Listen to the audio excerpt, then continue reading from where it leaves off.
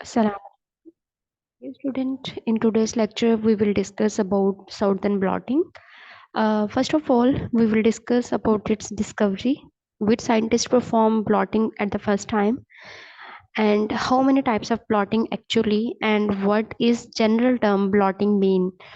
Actually, the blotting, a blot in molecular biology and genetics is a method of transferring protein, DNA or RNA into a carrier.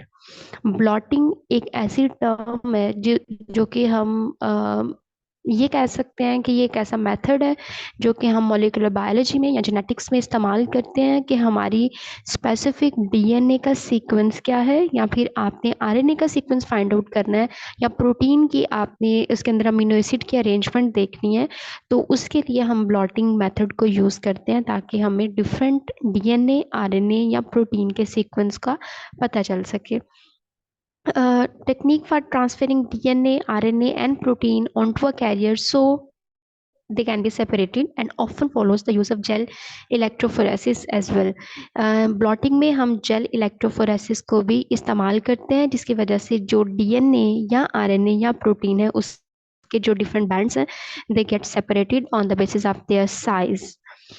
So there are three different types of blotting. The first one is southern blotting, the second is northern blotting, and the third one is western blotting. Southern blotting एक ऐसी technique है, इसमें हम अपने DNA के अंदर जो specific sequence होता है या हमारा जो पर्टिकुलर डीएनए है, जो हमारा जीन ऑफ इंटरेस्ट है, उसको हम फाइंड कर सकते हैं. ठीक है. नॉर्दर्न ब्लॉटिंग के अंदर हम अपने आरएनए को, अगर आप आरएनए को डिटेक्ट करना चाहते हैं कि एक आपके पास सैंपल है, उसके अंदर आप देखना चाहते हो कि आपका डिजायर्ड आरएनए या डिजायर्ड आरएनए का सीक्वेंस आप फाइंड करना चाहते हो, क्या उसके अंदर वो चीज़ प्रेजेंट है, तो आप नॉर्दर्न ब्लॉटिंग के जरिए उसको फाइंड आउट कर सकते हैं. एंड वेस्टर्न ब्लॉटिंग जो है, इसको आप यूज़ करते हैं कि अगर आपके पास सैंपल है, उसके अंदर प्रोटीन, आपकी डिजायर्ड प्रोटीन प्रेजेंट है या नहीं, तो इसके लिए आप वेस्टर्न ब्लॉटिंग का मेथड इस्तेमाल करते हैं. Southern blotting is a method that I already discussed. We will find about the DNA sequence. अगर आपके पास DNA का सैंपल है, पूरा DNA है, और आप उसमें से अपना डिजायर्ड DNA के सीक्वेंस को फाइंड करना चाहते हैं, तो आप उसके लिए Southern blotting को यूज़ करेंगे. इसको सबसे पहले एडवन मेलर सॉर्दन ने इन्वेंट किया था. डेट्स वाई उसके नेम पे ही इसका नाम जो है वो सॉर्दन ब्लॉटिंग रखा गया है. And he was a British biologist. So here is a principle that we are going to discuss. The first thing is hybridization. Hybridization is a process of forming a double-stranded DNA molecule between a single-strand DNA probe and a single-strand target DNA. Hybridization में दो different targeted DNA होता है, यानी कि एक वो DNA है जो कि आप फाइंड करना चाहते हैं. तो सबसे पहले आप उसको डिफरेंट स्टेप से गुजारेंगे, उसको डीनेचर करेंगे, और वो आपका डिजायर्ड डीएनए जो आपका सैंपल है वो सिंगल स्ट्रैंड बन जाएगा. उसके साथ आप एक प्रोब ऐड कर देते हैं. प्रोब जो है वो आपके डीएनए के सीक्वेंस को फाइंड कर देता है. तो प्रोब और जो डीएनए है जो जिसमें आप अपना सीक्वेंस फाइंड करना चाहते हैं, वो दोनों एक दूसरे के साथ अटैच्ड होते हैं, ये हाइब्रिडाइज हो जाते हैं. ठीक है. दो इंपॉर्टेंट फीचर्स हैं हाइब्रिडाइजेशन के. The first one is reaction are specific the probe. ठीक है. जो प्रोब है वो बहुत ज़्यादा स्पेसिफिक होता है. और प्रोब क्या होता है, ये एक शॉर्ट न्यूक्लियोटाइड का सीक्वेंस होता है जिसको हमने रेडियो एक्टिवली लेबल किया होता है, और इसका सीक्वेंस हमें पता होता है. ठीक है.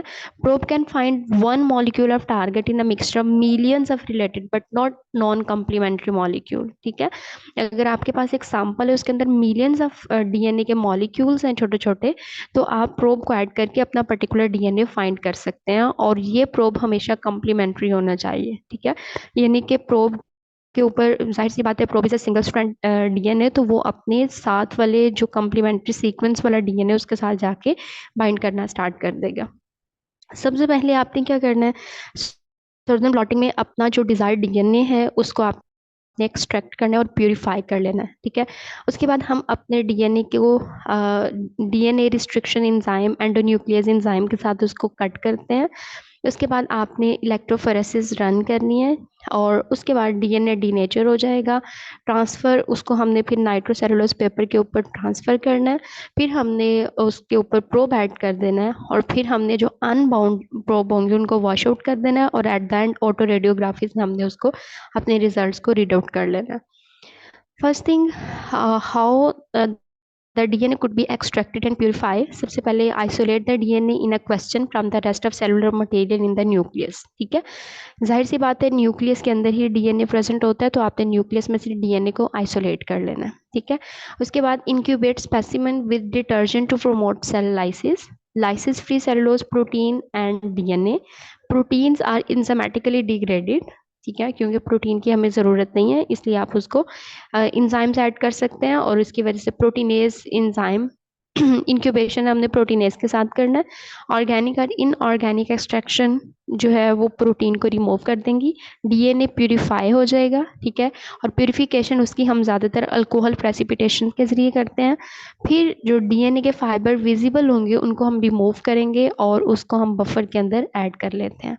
DNA is restricted with enzyme, और इंजाइम की रिस्ट्रिक्टेड इंजाइम जो हम यूज़ करते हैं वो रिस्ट्रिक्शन एंडोन्यूक्लियस इंजाइम हम यूज़ करते हैं, जो कि हमारे पूरे डीएनए को छोटे छोटे पीसेस में डिवाइड कर देता है। Then the third step is separated by electrophoresis. Electrophoresis एक ऐसा डिवाइस है जो कि इलेक्ट्रोड्स के साथ अटैच्ड होता है। एक पॉजिटिव साइड होती है और एक इसकी नेगेटिव साइड होती है, और इस पे हम करंट अप्लाई करते हैं। ये इसके वेल्स हैं, यहाँ पे हमने अपने सैंपल को रन कर देना है और फिर इलेक्ट्रिसिटी हम इसको, ये जेल है, ठीक है, ये हमने इसमें बफर ऐड करना है, यहाँ पे हम अपना सैंपल लोड करेंगे। ठीक है, और ये हमने इलेक्ट्रोड के साथ इसको अटैच कर देना है। फिर हमने यहाँ पे अपने सैंपल्स को रन करना है और ये जो सैंपल्स हैं वो सेपरेटेड हो जाएंगे। जो स्मॉल साइज़ के होंगे वो नीचे की तरफ आ जाएंगे, जो लार्जर फ्रेगमेंट है वो ऊपर की तरफ ही रह जाएंगे। तो अपने साइज़ की बेस पे जो फ्रेगमेंट्स हैं वो सेपरेटेड हो जाएंगे। फिर हमने करना है अपने डीएनए को denature. Restriction fragment present in the gel are denatured with alkali. ठीक है, this cause the double strand to become single strand. जिसकी वजह से जो डबल स्ट्रैंडेड डीएनए था उसको हमने सिंगल स्ट्रैंड करना है। क्यों करना है? क्योंकि हमने अपना सीक्वेंस फाइंड करना है। डीएनए को हम फिर NaCl के साथ न्यूट्रलाइज करेंगे ताकि रीहाइब्रिडाइजेशन ना हो। यानी कि जो आपने डबल स्ट्रैंडेड डीएनए को सेपरेट किया है दो पार्ट्स में, अगर आप NaCl के साथ उसको न्यूट्रलाइज नहीं करेंगे तो देयर इज अ चांस कि जो सेपरेटेड डीएनए है वो दोबारा से एक दूसरे के साथ अटैच्ड हो जाए, और रीहाइब्रिडाइजेशन से प्रिवेंट करने के लिए हम ये प्रोसेस करते हैं। फिर हमने क्या करना है कि अपने जो डीएनए है उसको हमने जेल से नाइट्रोसेलुलोज पेपर के ऊपर ट्रांसफ़र कर देना है। Blot is made permanently by drying at 80 degree centigrade approximately. फिर हमने उसको यूवी रेडिएशन के साथ एक्सपोज करना है। फिर हमने अपना प्रोब ऐड कर देना है उसके अंदर, और जो प्रोब है उसका सीक्वेंस हमारा नॉन होता है। ठीक है, और प्रोब हमेशा क्या होता है, रेडियो एक्टिवली लेबल होता है, क्योंकि वो विजिबल नहीं होता, लेकिन जहाँ पे लाइट इमिट होगी तो हमें पता चल जाता है यहाँ पे हमारा प्रोब अटैच हो चुका है, और वहाँ से हम अपना सैंपल उठाते हैं और फिर उसको हम रीड आउट कर लेते हैं ऑटो रेडियोग्राफी के जरिए। ठीक है, प्रोब हाइब्रिडाइजेशन हो चुकी है यहाँ पे। फिर जो अनबाउंड प्रोब होते हैं उनको हम वॉश आउट कर देते हैं। ठीक है, उसके बाद क्या होगा, ऑटो रेडियोग्राफी करते हैं। If a probe is a radioactive particle emit when expose to X ray film. ठीक है, अगर एक्सरे के साथ एक्सपोजर करवाएंगे, अगर प्रोब अटैच हो चुका है तो वो रेडिएशन इमिट करेगा। There will be dark spot on the film wherever the probe bound. ये पूरा प्रोसेस है जो कि हमने स्टेप वाइज इसको डिस्कस किया कि सबसे पहले आपने अपने डीएनए को आइसोलेट करना है, फिर आपने इलेक्ट्रोफोरेसिस को रन करना है। ठीक है, फिर आपने नाइट्रोसेलुलोज पेपर के साथ उसको के ऊपर ट्रांसफ़र करना है। उसके बाद आपने नाइट्रोसेलुलोज पेपर के ऊपर अटैच करने के बाद उसकी हाइब्रिडाइजेशन करानी है, प्रोब ऐड करना है, ऑटो रेडियोग्राफी करनी है, और इस तरीके से आपके पास आपका सैंपल जो डीएनए है वो आ जाएगा। फिर आपने, क्योंकि प्रोब का सीक्वेंस आपको नॉन होता है और उसके जो कम्प्लीमेंट्री सीक्वेंस होगा वो आपके टारगेट डीएनए का सीक्वेंस होगा, इससे आपको पता चल जाएगा कि इस सैंपल के अंदर आपका डिजायर्ड डीएनए का फ्रेगमेंट भी प्रेजेंट है। इसके डिफरेंट एप्लीकेशंस हैं। हम सॉर्टन ब्लॉटिंग को यूज़ करते हैं टू आइडेंटिफाई स्पेसिफिक डीएनए। ठीक है।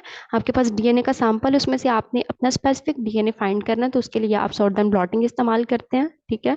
To isolate desired DNA for construction of R DNA, अगर आपने आर डीएनए बनाना है तो उसके लिए भी आपको अपना डिजायर्ड डीएनए पहले आइसोलेट करना पड़ेगा, और इसके लिए भी आप सॉर्ट ब्लॉटिंग को इस्तेमाल कर सकते हैं। अगर आपने म्यूटेशंस को फाइंड करना है, ठीक है, कहाँ पे म्यूटेशन है उसको आपने ठीक करना है, और अगर आपको सीक्वेंस पता होगा तो आप इजीली उसको डिटेक्ट भी कर सकते हैं। ठीक है। कैंसर को डायग्नोज करने के लिए आप इसको इस्तेमाल कर सकते हैं। डिस्ट्रिक्शन फ्रेगमेंट लेंथ पॉलीमॉर्फिज्म में हम इसको इस्तेमाल करते हैं।